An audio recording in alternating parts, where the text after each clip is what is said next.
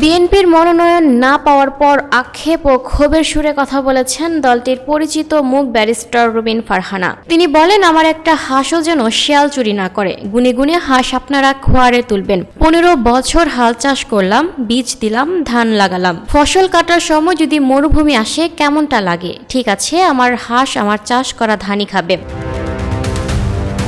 শনিবার সন্ধ্যায় সরাইল উপজেলার শাহজাদপুর ইউনিয়নের মলাইশ গ্রামে একটি পথসভায় আহ্বান জানান তিনি। নির্বাচন নিয়ে শঙ্কা প্রকাশ করে ব্যারিস্টার রুমিন ফারহানা বলেন, নির্বাচনের মাঠে এখনও পেশি শক্তি ও কালো টাকার প্রভাব রয়েছে। বিশেষ করে বড় রাজনৈতিক দলগুলো যে কোনো উপায়ে নির্বাচনের জয়ের চেষ্টা করে থাকে বলেও তিনি মন্তব্য করেন।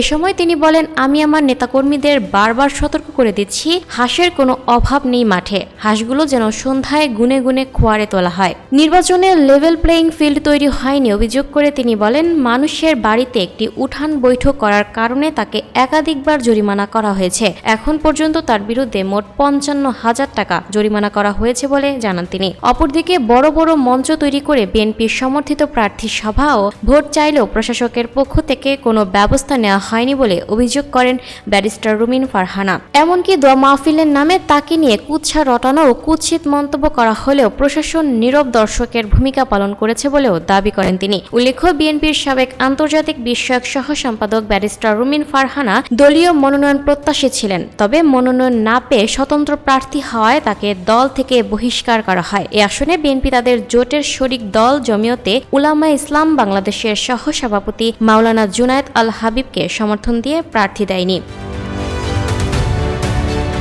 Lucky Akter, People Voice Television, Dhaka.